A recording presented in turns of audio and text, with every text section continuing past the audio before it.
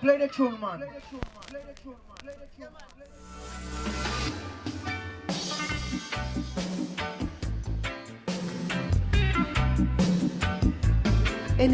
Tous les changements révolutionnaires proviennent des opprimés. Les oppresseurs leur refusent la liberté. Alors à un moment donné, ils disent non.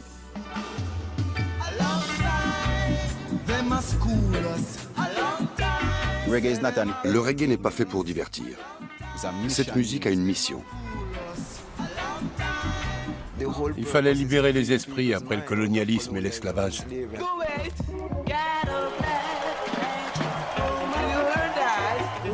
Le reggae véhicule le message des Rastafari. Pas de reggae sans Rastafari. Les Rastafari, c'est essentiel. Le reggae, c'est le cœur des hommes qui bat. Dans le reggae, il n'y a ni classe, ni race, ni couleur, ni religion. C'est la musique des hommes. Le message passe par les paroles, mais aussi à travers le rythme, la danse. Originaire de Kingston, en Jamaïque, le reggae a conquis la planète entière dans les années 1970. La musique d'aujourd'hui ne serait pas ce qu'elle est sans ce qui a été inventé ici. Mais le reggae est bien plus qu'une musique. Il évoque la résistance, une prise de conscience, l'émancipation. Le reggae contient les grandes idées du mouvement de libération noire qui est à l'origine d'un nouveau mode de vie apparu en Jamaïque dans les années 1930. Celui des Rastafari. Ces symboles sont aujourd'hui encore omniprésents dans le reggae. Leur signification est plus profonde que ne le laisse paraître une commercialisation quelque peu réductrice. Sans la pensée et les convictions des Rastafari, le reggae tel qu'on le connaît n'existerait pas. Without love, you're nothing at all. Without love, you're nothing at all.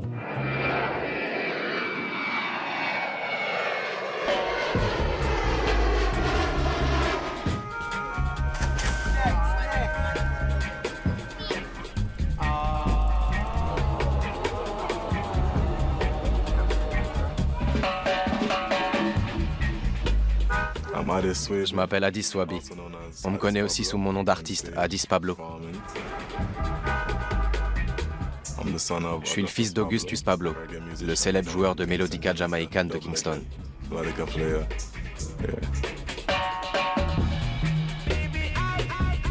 Je suis né dans une famille de Rastafari.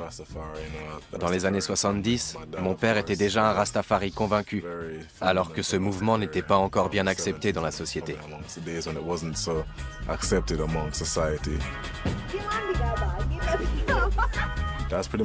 J'ai grandi dans cet esprit-là, et c'est la seule façon de vivre que je connaisse, la livity des Rastafari.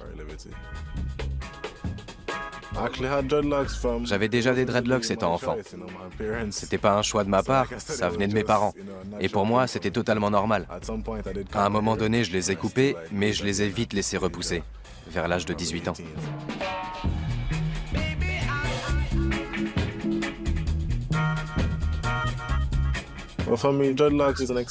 Pour moi, les dreadlocks, c'est comme une prolongation de ma pensée, de mon être. C'est comme une vibration, une couleur, une énergie, une identité.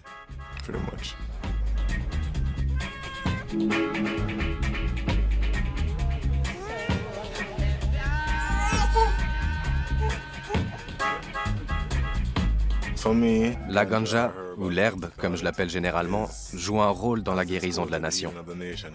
C'est une plante que les musiciens utilisent pour méditer et qui a aussi des vertus thérapeutiques. Elle sert à un tas de choses.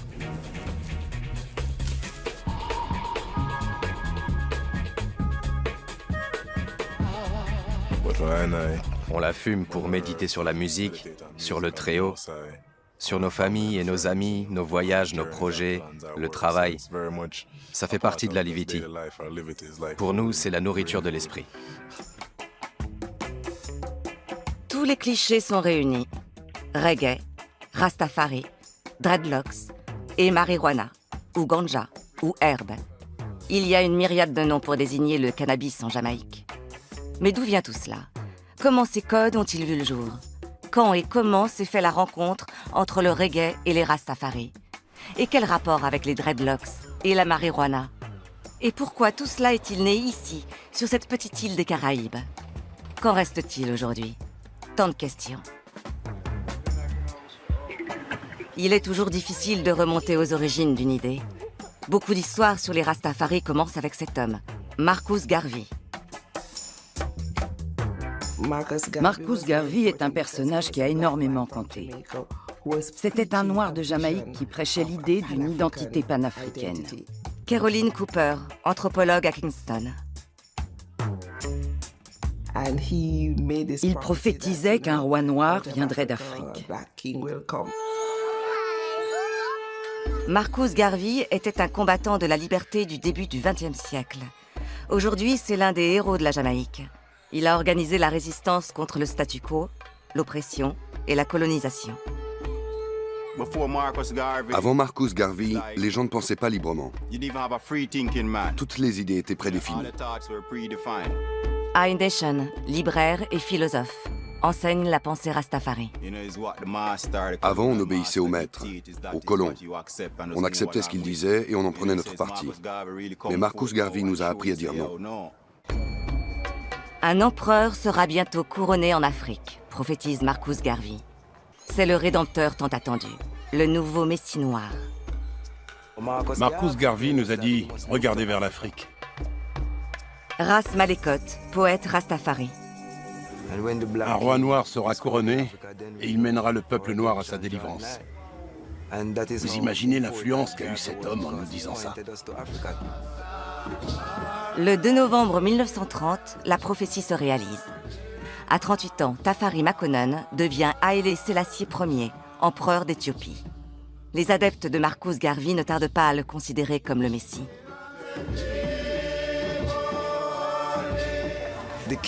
C'est un roi divin, un guide spirituel qui est là pour nous aider en nous montrant la voie. L'empereur a un titre à rallonge. Il est Haïlé Sélassié, ou le pouvoir de la Trinité, le roi des rois, le seigneur des seigneurs et le lion conquérant de la tribu de Juda. Mais le mouvement qui naît en Jamaïque reprend son titre plus modeste de chef éthiopien et son prénom de naissance.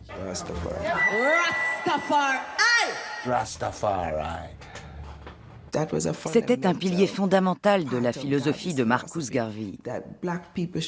Les Noirs ne devaient pas vénérer un dieu blanc. La divinité de Sélassié, l'idée que Sélassié était divin, permettait au peuple noir de vénérer un dieu noir.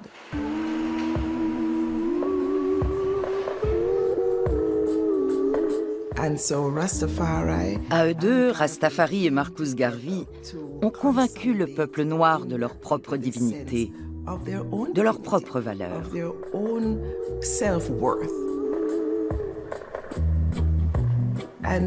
C'est pourquoi tant de Jamaïcains ont adhéré au mouvement Rastafari, à cette nouvelle éthique de vie qu'ils appelaient la Liviti.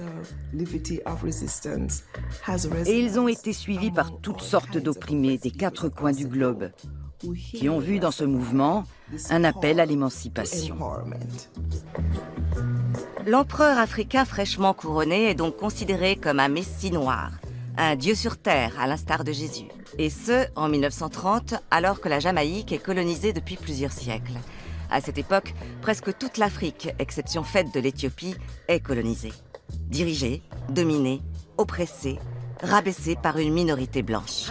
Haïlé Sélassié était un roi noir, à l'époque où les Noirs étaient encore traités en esclaves. Janine, chanteuse de reggae. Où ils n'avaient aucune liberté et aucune confiance en eux.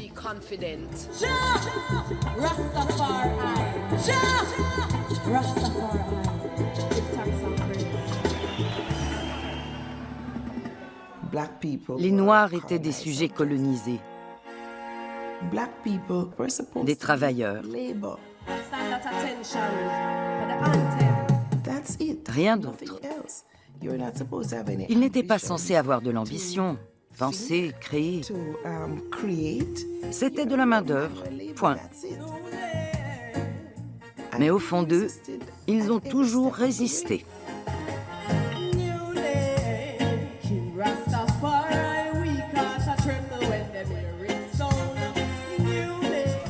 L'esclavage, Ce n'était que déshumanisation et dépersonnalisation.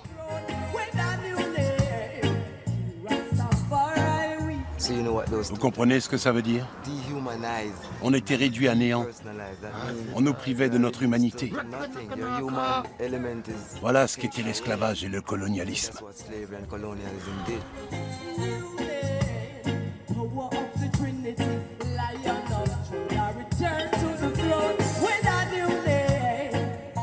Ces pauvres gens n'en pouvaient plus. Et c'est un sentiment qui nous a poursuivis pendant longtemps.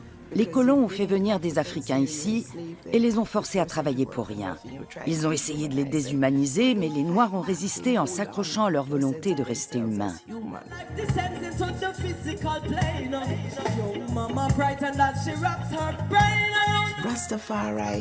Le mouvement Rastafari s'intègre dans cette philosophie de la résistance. Bob Marley l'a dit en parlant de sa propre musique et du reggae en général. Laissez-vous imprégner de ce rythme. C'est un rythme qui résiste au système. Il y a toujours eu un sentiment de résistance contre les systèmes d'oppression. Depuis son origine, le mouvement Rastafari incarne donc une idée de la résistance. C'est un mouvement de libération né dans les ghettos noirs en réaction à la colonisation et à l'esclavage. Un mouvement qui participe de la recherche d'une identité propre, une identité africaine. C'est la Black Consciousness, la conscience noire.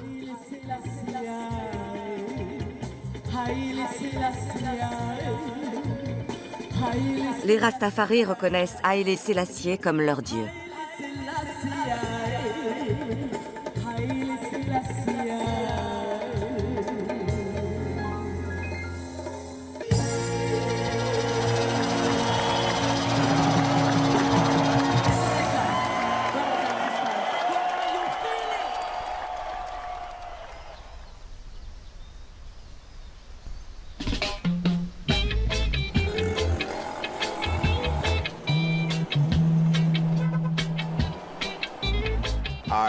Moi, c'est iNation, de iNation Books and Necessities, une librairie ambulante.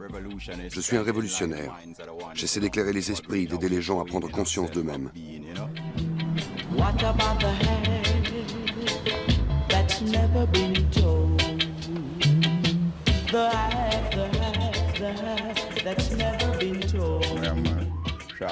iNation révèle et fait prendre conscience de cette moitié.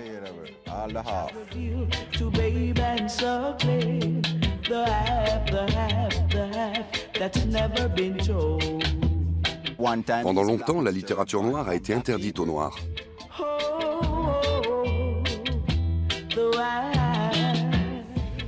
Et même si ces livres ne sont plus interdits aujourd'hui, si vous allez dans les librairies classiques, vous ne les trouverez pas. La vérité reste au placard. Pourquoi ? Si les jeunes lisaient ces livres, ils se comprendraient mieux eux-mêmes. Pourquoi leur refuser ça?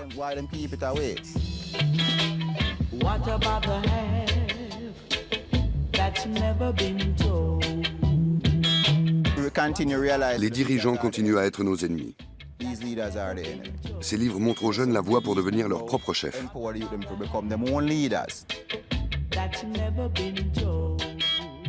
C'est une question de prise de conscience et d'émancipation.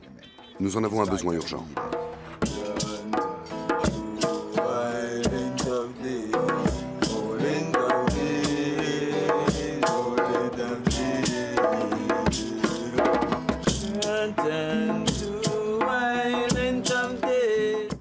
L'identité, c'est le mot-clé pour moi. Si notre identité est intacte, on peut avancer en tant qu'être humain, triomphalement.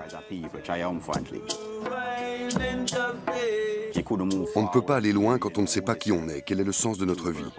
Le mouvement Rastafari nous montre la voie.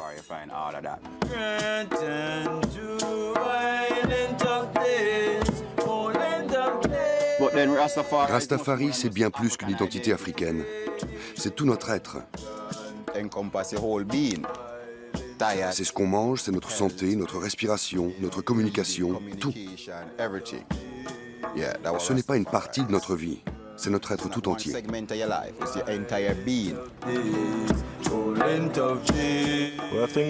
Le mode de vie des Rastafari consiste à vivre en harmonie avec tout ce qui nous entoure. Les gens, les lieux, les animaux, l'environnement. Et à manger sainement, à bien se traiter et à bien traiter les autres.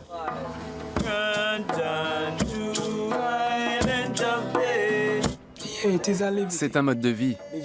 C'est vivre dans l'amour et l'harmonie. Ça consiste à se débarrasser des énergies négatives, à ne former qu'un avec les autres, en esprit et dans la vérité. Vous voyez, c'est pour ça qu'on est Rastafari, qu'on vit Rastafari et qu'on chante Rastafari.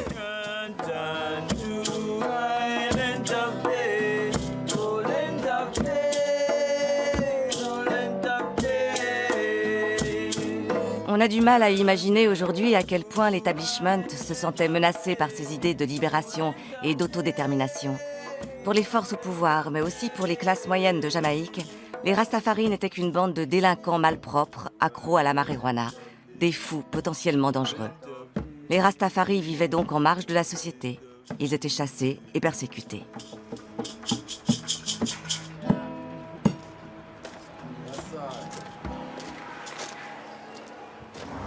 Vous savez, quand on ouvre une boîte de lait concentré, on obtient quelque chose de très tranchant.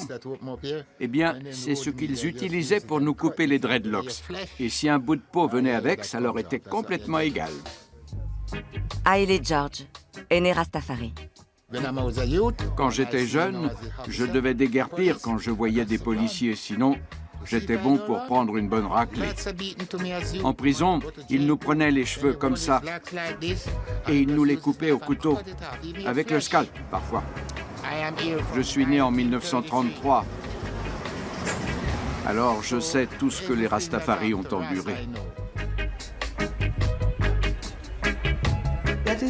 C'est pour cette raison que la police a été surnommée Babylone. Et Babylone ne désignait pas seulement la police, mais tout l'ordre social qui déshumanisait les gens qui essayaient de s'affirmer et revendiquaient une place au sein de la société.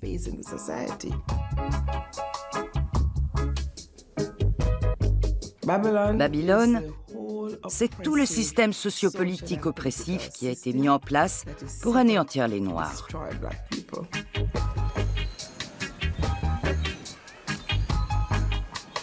Vous connaissez sûrement l'histoire de Pineapple, cette communauté indépendante fondée à l'époque. Pineapple, fondée en 1940, est une communauté Rastafari vivant en autarcie dans les montagnes de Jamaïque. Une terre promise en miniature, libre et indépendante, qui a accueilli plus de 2000 personnes jusqu'à sa destruction en 1954. Ils vivaient très bien là-haut. Mais la police a fini par envahir Pineapple et détruire la communauté. L'État ne pouvait pas supporter l'idée de l'autonomie noire, l'idée que les gens prennent conscience de leur propre pouvoir, rejettent un système social qui les marginalise et n'acceptent plus d'être considérés comme des sous-hommes, car c'était ça l'idée.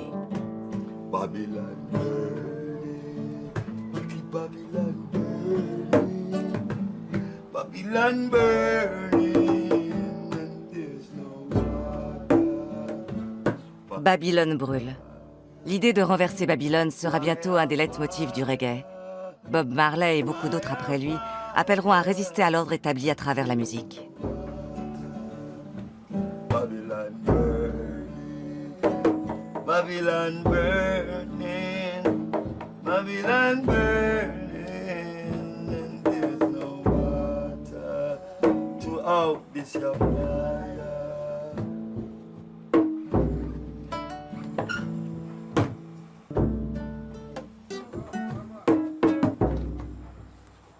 Le reggae ne naît pas avec la pensée Rastafari.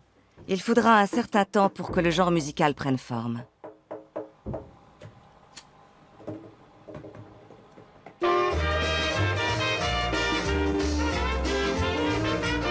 Jamaica getting their independence and everyone is happy. So I will now tell the story and please listen carefully. Le 6 août 1962, la Jamaïque accède enfin à l'indépendance. Après des siècles de domination coloniale, elle est enfin libre. Pendant la phase d'accession à l'indépendance, les Jamaïcains se sont débattus avec leur identité culturelle. David Katz, un des plus grands historiens du reggae de notre temps. Ils se sont cherchés un style musical à eux. Ce style musical a rapidement vu le jour. A hypnotic sound of surging excitement and power. This is ska.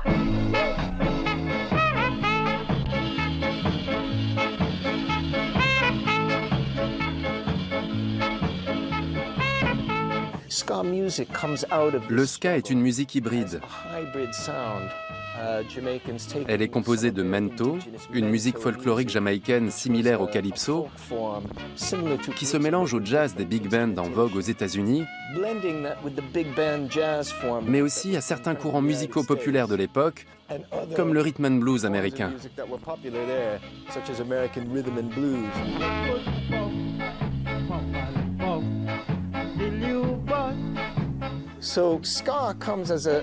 Le ska est donc une fusion dynamique de tous ces styles musicaux, mais ce n'en est pas moins un genre typiquement jamaïcain, reconnaissable à l'accent marqué sur le contretemps.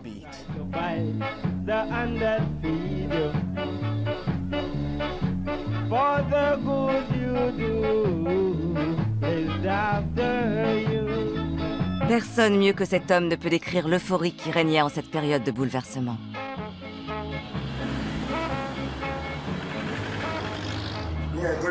Bonjour. Que voulez-vous que je vous dise? Je suis Stranger Cole. Et ça, c'est la maison d'une légende.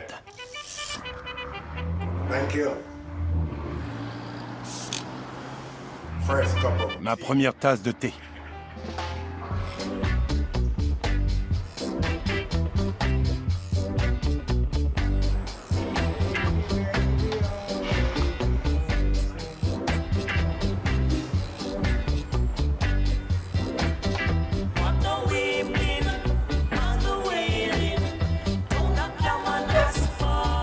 J'ai chanté sur tellement de disques que je ne me souviens plus de tout. Avant, on faisait des disques spontanément. Bob Marley passait me voir, ou Ken Booth. Il m'écoutait chanter, il disait « Ah oui, joli, je vais faire les chœurs. » Et hop, on finissait en studio.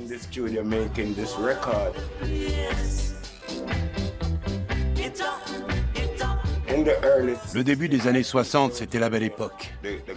L'époque qui a vu naître la musique jamaïcaine. Elle était encore fragile à ce moment-là. Il fallait en prendre soin. Maintenant, le bébé a grandi et c'est devenu un homme fort. Kingston était le lieu où il fallait être. Et plus précisément, le quartier de la Trench Town. Je viens moi-même de Trench Town.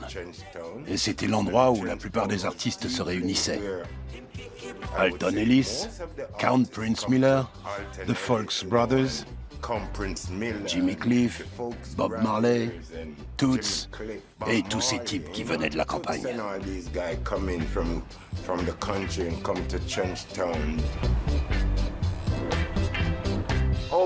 Avec le temps, tout ça a beaucoup changé. Le quartier s'est délabré, beaucoup de musiciens l'ont déserté. La plupart vivent à l'étranger maintenant. Ce n'est plus comme dans les années 60, quand on rencontrait des artistes à tous les coins de rue. Delroy Wilson, Ken Booth, Stranger Cole, Alton Ellis, Bob Marley.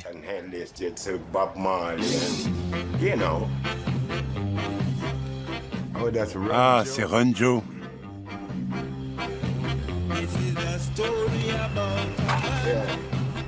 Sa Majesté Haile Selassie, un grand homme.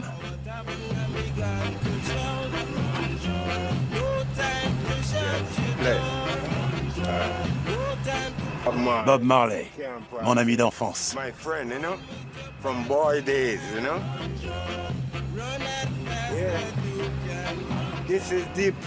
C'est ici qu'on était tous, chez Federal Recording, qui est devenu Tuff Gong.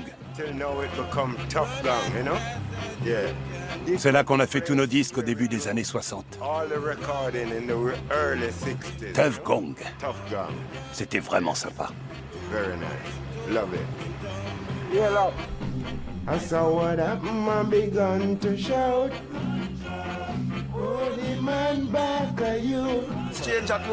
C'est avec lui que tout a commencé. Stranger Cole est le parrain du reggae. Il y a Elton Ellis et Stranger Cole. Yes, man. Port Henderson Beach. C'est là qu'on se retrouvait. On venait ici tous les jours. Et le dimanche, la plage était pleine à craquer.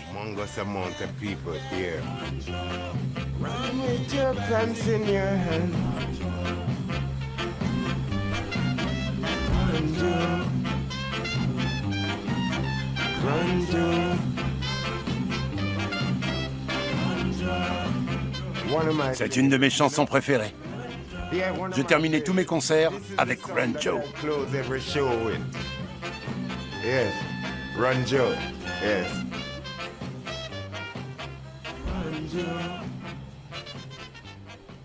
Mais bientôt, le rêve de liberté et d'indépendance vole en éclats.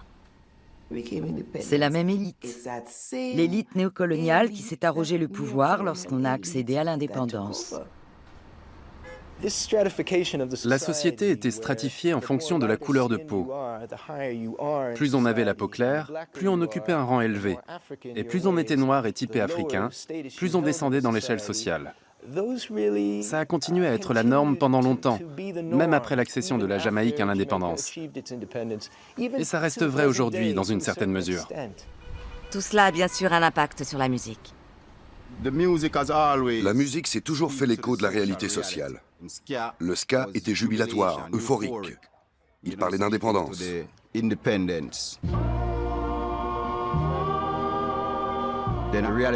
puis on a commencé à se rendre compte que tout ça n'était qu'illusion, qu'on continuait à se faire exploiter, qu'on était encore colonisé. C'était juste sous une autre forme.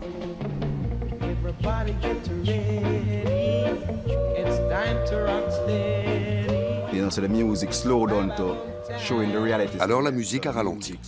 Elle s'est adaptée à la réalité et ça a donné le rocksteady.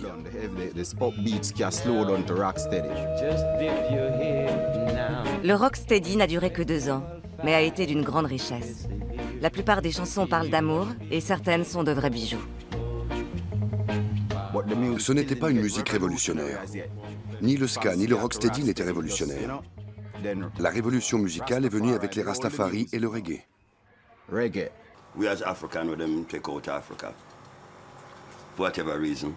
You understand? We're here now and we come create something for our own. You understand? Something for free ourselves. Yes, sir. So Pick up, brother. Reggae, our weapon, you know. Because we don't use gun and all them nuclear thing. You understand? And our weapon for free we out of captivity. You understand me, I deal it? All right, so that's the thing there.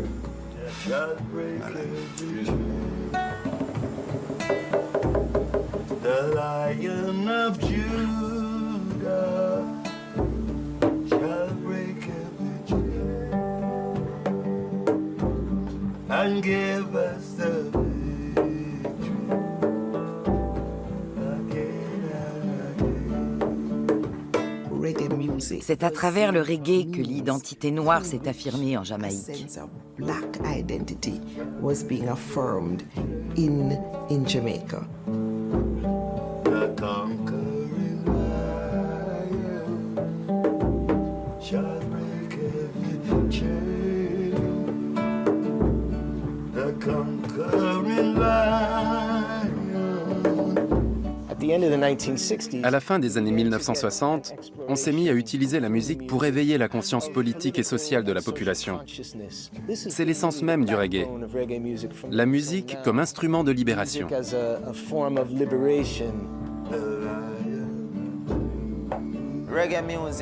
Les racines du reggae ont toujours été Rastafari pour moi. Kabaka Pyramide, chanteur de reggae. Quand les artistes Rastafari ont commencé à faire du reggae, Jimmy Cliff, Bob Marley, Peter Tosh, dans leurs chansons, il s'agissait toujours de nous libérer de nos chaînes.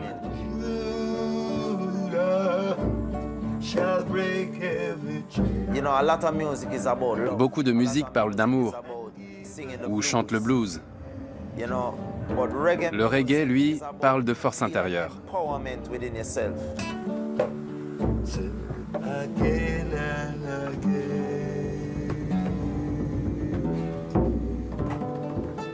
Les Rastafari font du reggae leur musique. Une musique qui véhicule un message et une conscience. First, Asian King of Creation. Ça a été une journée extraordinaire. Je ne l'oublierai jamais. Quand l'empereur est venu en Jamaïque, on est tous allés à l'aéroport pour le voir de nos propres yeux.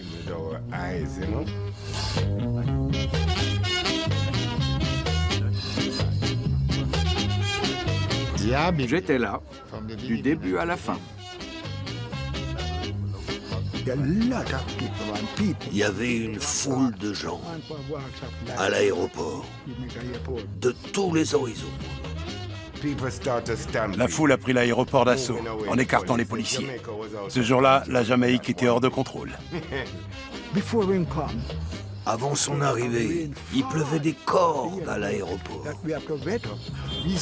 On a vu une nuée d'oiseaux blancs arriver. Et soudain, le soleil s'est mis à briller.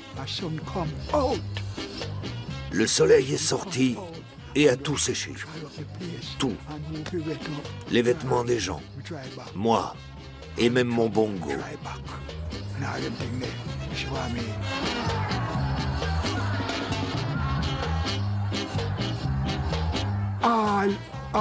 Il y avait tellement de monde à l'aéroport que quand Sa Majesté a essayé de sortir de l'avion, impossible.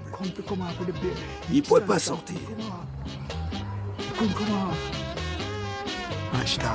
Quand il a fait signe à la foule, les gens se sont mis à crier « Hail Jah! Vive Jah! Vive Sa Majesté !» Quelle journée, mon frère! J'avais les larmes aux yeux. Ses deux yeux ont vu tout ça.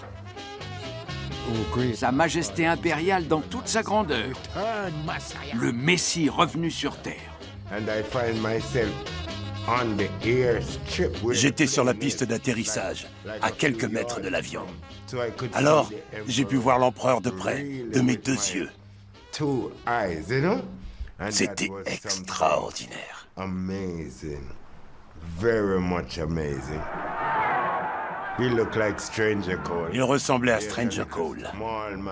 Un homme petit, mais vraiment majestueux. C'est ça, comme Stranger Cole. J'ai écrit une chanson là-dessus. Elle s'intitule « Pendant la visite du roi ». Ça donne ça. During the visit of the king, there was so much mystical movements. The rain came heavily falling. A few move and it keeps on ailing. Then came the plane and it's turning and make way for the landing. By the time it's hit the landing place, the rain stopped falling and everybody say, mystical movement, mystical movement. Yes. I think this Ça a été un des plus beaux jours de l'histoire de la Jamaïque. In the history of Jamaica. Yes. Mais que pensait Haïlé Sélassié du fait que les Rastafari voyaient en lui un dieu vivant? Je crois que ça ne l'amusait pas beaucoup. Il n'a jamais prétendu être divin. Il n'a jamais adhéré à l'idée que les Rastafari se faisaient de lui. Mais il reconnaissait le besoin qu'éprouvaient les Noirs de se battre contre l'injustice sociale. C'était l'essentiel. Même s'il rejetait l'idée de sa propre divinité, il comprenait pourquoi il était devenu un symbole pour tant de Noirs.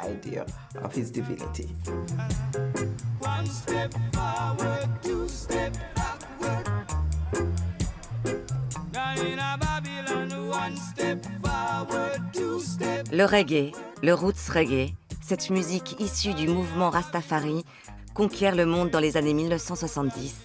Elle connaît un incroyable succès.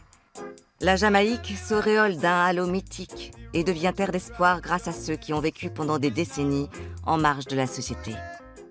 Bob Marley, Burning Spear. Tous les grands noms du reggae étaient Rastafari. Earl China Smith, on l'appelle le grand prêtre du reggae. Quand le reggae a fait fureur dans les années 70, le grand artiste, c'était Bob Marley. Le chanteur du millénaire, la star internationale, était un Rastafari. Pas un petit blanc ringard, ni un adventiste, ni un méthodiste, ni un catholique. Un Rastafari.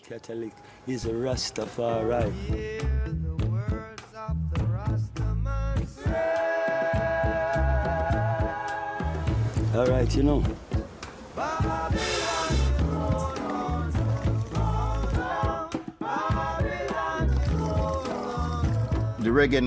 Grâce au reggae, non seulement la population jamaïcaine, mais le monde entier ont commencé à voir les Rastafari d'un autre œil, à être plus à l'aise avec eux.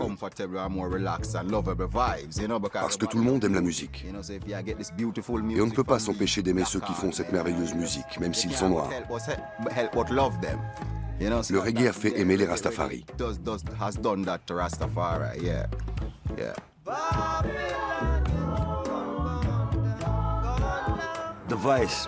La voix des Rastafari s'est fait entendre plus fort parce que nos frères des ghettos sont montés sur scène et ont pu faire passer leur message. Ils sont devenus des stars. Alors, les gens étaient bien forcés de les écouter. Peu de gens en savent aussi long qu'Earl China Smith sur l'histoire du reggae et son succès mondial. Il est un peu comme la mémoire musicale de la Jamaïque. Il a participé à des centaines de disques. Il est parti en tournée avec Bob Marley et les Wailers. Cette cour, c'est chez lui.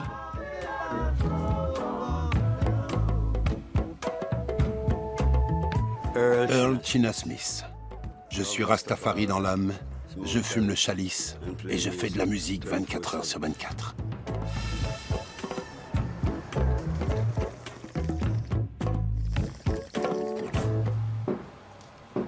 La porte de chez lui est toujours ouverte. Il faut ouvrir les portes. Si vous les fermez, vous vous coupez de tout. En les ouvrant, il peut entrer des choses qui ne vous plaisent pas, mais vous pouvez toujours les renvoyer. Alors que si vous fermez votre porte, vous vous isolez de tout. Ouvrez votre cœur, votre esprit, vos oreilles. Cette chanson, je la dédie à tous mes frères de Ina de Yara. Jacob. Yes. Scarloff. Aile.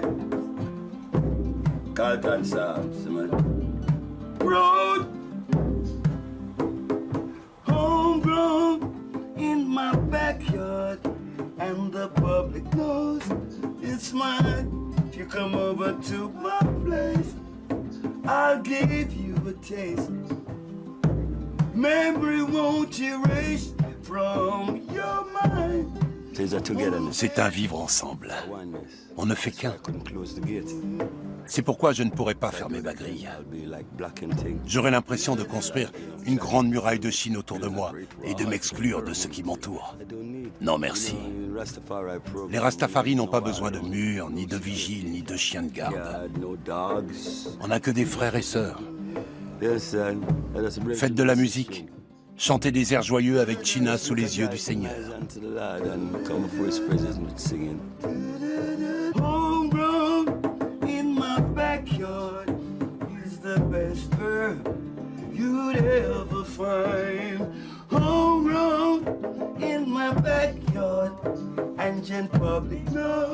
L'herbe, parlons-en.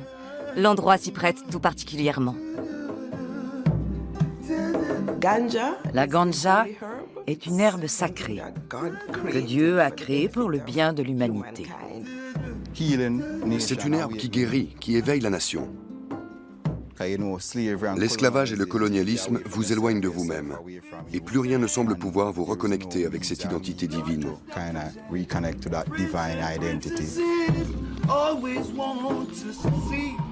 L'herbe permet cette connexion, même si c'est momentané.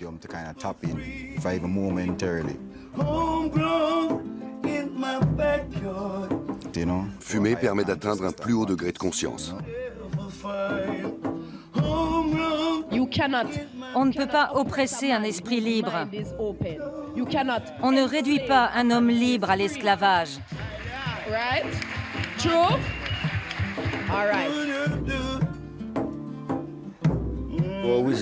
Notre sagesse nous a permis de trouver cette plante. Fumer de l'herbe m'a amené là où je suis aujourd'hui.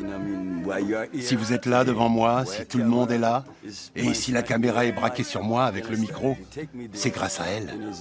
Grâce à toutes ces années où j'ai fumé une herbe de la meilleure qualité. C'est un vrai billet de première classe. In my backyard is the best herb you'd ever find. Homegrown in my backyard, and the public knows it's mine.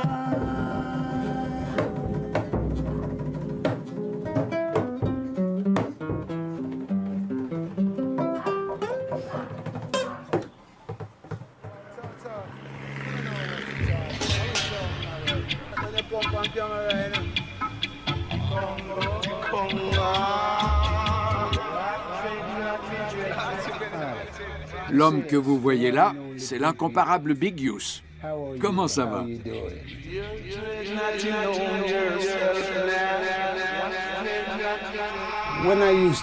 Quand j'étais mécanicien, je travaillais avec des hommes plus vieux que moi.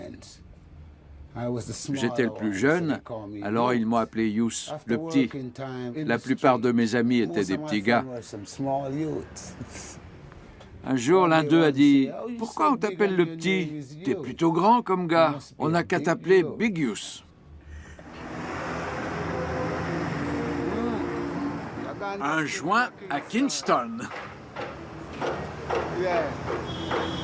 On est au carrefour d'Orange Street et Charles Street. Je n'ai nulle part ailleurs où aller. C'est pas un Éden, mais c'est chez moi. Dans les années 1970, les DJ font un tabac avec leurs chants parlés, scandés sur des airs de reggae. C'est le toasting, ou l'art de chanter en faisant sauter les mots, comme des tartines dans un grille-pain. Big Youth maîtrise cet art mieux que personne. Je voulais juste entendre ma voix à la radio. Pour être tout à fait sincère avec vous, je faisais ça parce que je savais que j'avais du potentiel. Et j'avais aussi un message à transmettre.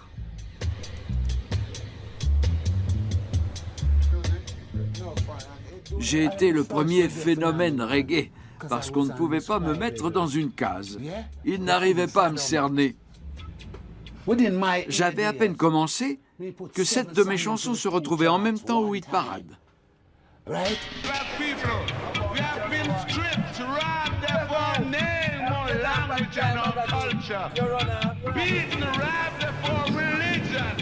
Till we wonder, will we really ever love again? Living in this land, it is pure confusion. Dreadlock, dreadnoughty, dreadnoughty Congo. All I see is pure frustration. Dreadlock, dreadnoughty, dreadnoughty Congo. We cannot walk the streets of night in peace. Dreadlock, dreadnoughty, dreadnoughty. Je suis né et j'ai grandi à Kingston. J'ai vu les hommes souffrir, pleurer et mourir. J'ai vu certaines formes de justice, mais surtout beaucoup d'injustice.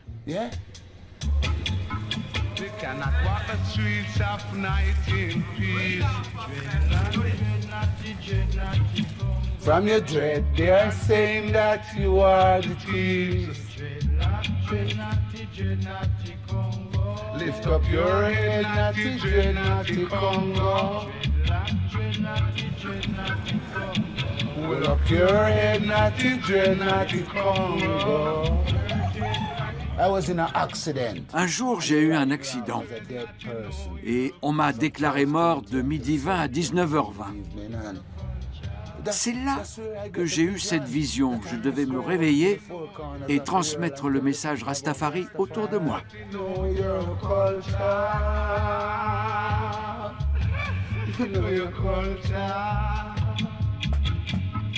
Righteousness stand and it must always stay.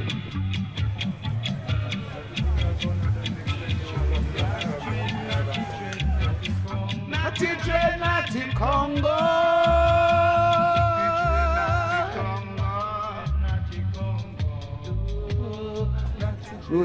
La musique est un moyen de communication. Elle nous a amenés là où on est. The roots and the roots of the field.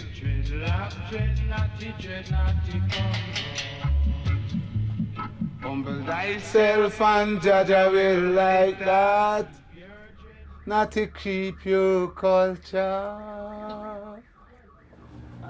C'est l'une des premières chansons de Big Youth. Elle remonte à 1971-72. Ce n'est même pas moi qui ai produit ce rythme. C'est un vieux rythme de Ken Boothe. Il a été repris par Snoop Dogg quand il se faisait appeler Snoop Lion.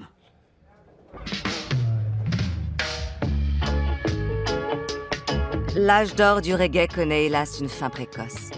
Bob Marley meurt d'un cancer en 1981 à l'âge de 36 ans et il semble qu'on enterre les roots reggae avec lui.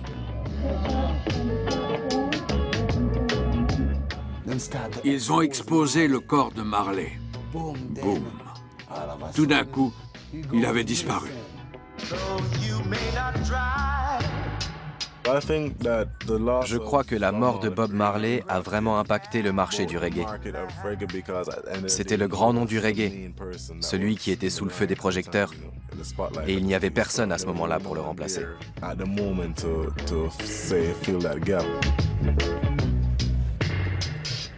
Le reggae est idéalisé. Il devient l'emblème du mode de vie easy, cool.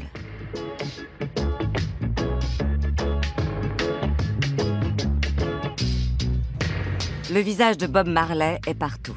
Et tous les produits où il apparaît se vendent comme des petits pains. La lutte pour les vraies valeurs peut commencer.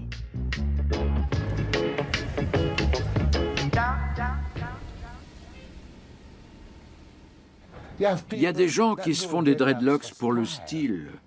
Mais les dreads, c'est pas un style ou une mode. C'est juste naturel.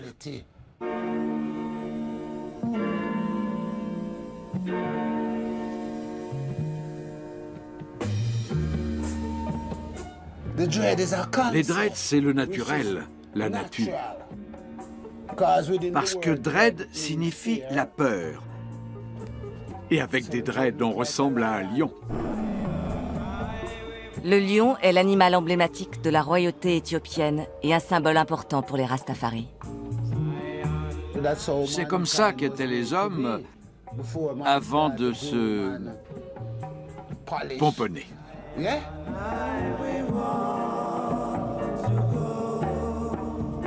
C'est comme ça qu'on a été créé. Kingston change beaucoup dans les années 1980. La capitale jamaïcaine est le théâtre d'une violence inouïe. Des gangs rivaux se font la guerre et les tensions sont alimentées par la politique et la police. Et même s'il est impossible de résumer 3 décennies en quelques mots, la musique jamaïcaine évolue. Elle devient plus dure, plus radicale, plus militante.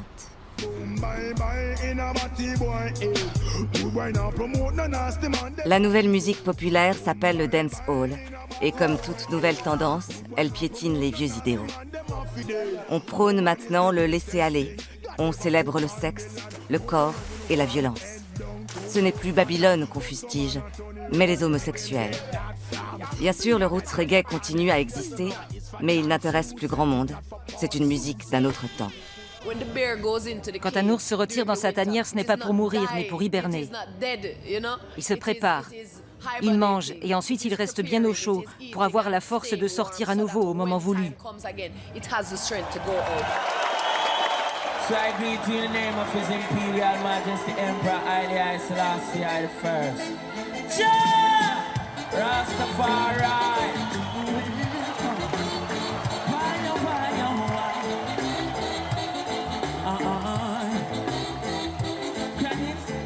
Il y a quelques années, de jeunes musiciens jamaïcains ont décidé de sortir le roots reggae des oubliettes. Jesse Royal, Kabaka Pyramid, Janine, Addis Pablo, Chronix. Tous ces artistes entretiennent des liens étroits en tant que membres d'un même mouvement labellisé Reggae Revival, le renouveau du reggae. On mange ensemble, on joue ensemble, on se bat ensemble, on grandit ensemble, on tombe amoureux les uns des autres. Bref, on forme une communauté. On ne fait pas que prôner la culture Rastafari, on la vit. Et parce qu'on est si nombreux, on est responsables les uns des autres. C'est pour ça qu'on est là.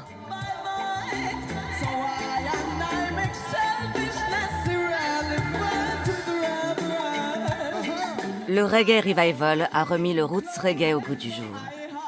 De nombreux jeunes artistes sont aujourd'hui en tête d'affiche de grands festivals et se produisent sur les plus grandes scènes, comme ici, au Rototom Splash, en Espagne. Avec Janine, désormais le reggae a aussi un visage féminin.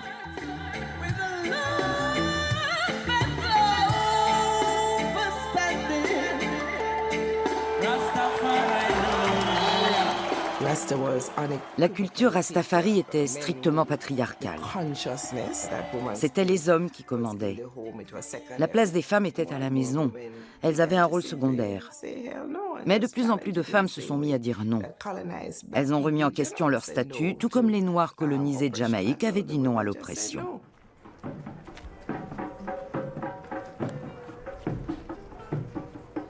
Le Reggae Revival a une base importante à Kingston, chez Earl China Smith, dans la cour, ou en langage reggae, Ina the Yard. C'est le grand repère des Rastafari et des musiciens qui s'y sentent chez eux, des plus jeunes aux plus anciens.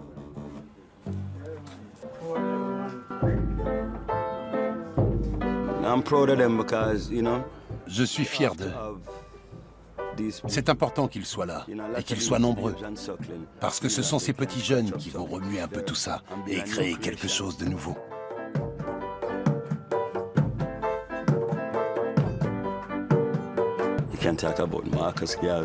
Aujourd'hui, on parle de Marcus Garvey et de Bob Marley. Espérons que dans les 20 ou 30 prochaines années, on pourra parler de ces jeunes musiciens.